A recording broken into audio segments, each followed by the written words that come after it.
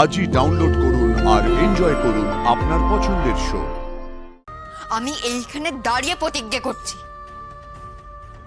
আমি ডাক্তারিই পড়ব। যবে থেকে মাথায় ডাক্তারির ভূত চেপেছে না, তবে থেকে আমার ছেলেটাকে একবারে মাথাটা চিবিয়ে খাচ্ছে। কে একবার বলছে আমি ডাক্তার হব, একবার বলছে বাড়ি বন্ধক দিয়ে দাও, আর এ অমনি নেচে নেচে বেড়াচ্ছে। সুদে তুই জানিস নে তোরে বউ যে সব বনেছি রে।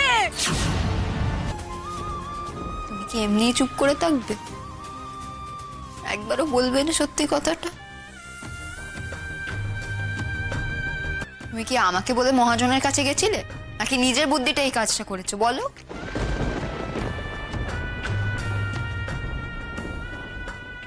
আমি কি তোমাকে টাকা নিতে ওই মহাজনের কাছে যেতে বলেছিল,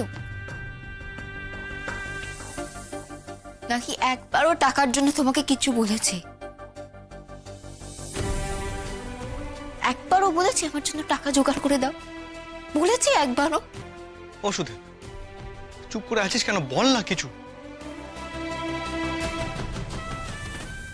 তোর জন্য তোর বউ শুধু শুধু বকা কেন খাবে? যেটা সত্যি সেটা বাপ্পাকে বল না।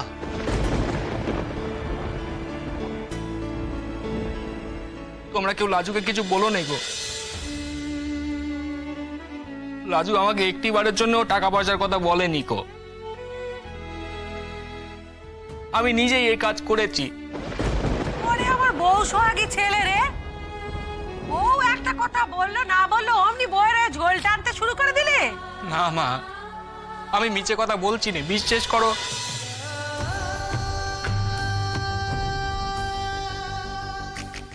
লাজু আমাকে একটি বারের জন্য বলেনি যে টাকা জোগাড় করো।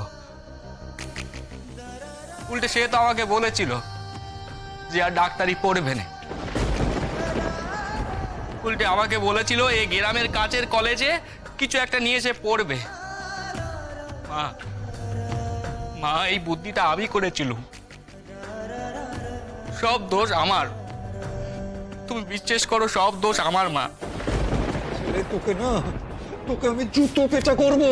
এই বউ যদি না বলে থাকে তাহলে তুই কেন রাঘবের কাছে হাত পাততে গেছিলে? মিছে কথা কইছে, বউয়ের ভয়ে ও সকল কথাগুলো মিছে কথা বলছে। ওসব ডাক্তারি হেকিমি কিচ্ছু পড়তে হবে না।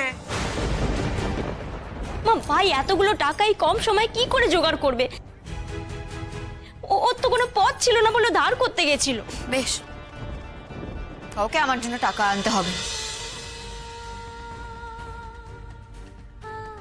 সুযোগ যখন আমি পেয়েছি, পড়ার ইচ্ছে যখন আমার, সেই পড়ার টাকার জোগাড়ও আমিই করব।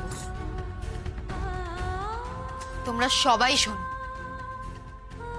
আমি আগে বলেছিলাম আমি ডাক্তারি পড়বো না, অন্য কিছু পড়ব, কিন্তু এখন আমি এইখানে দাঁড়িয়ে প্রতিজ্ঞা করছি,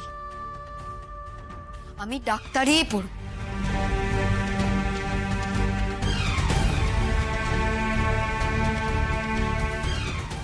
পড়বো আমি ডাক্তার,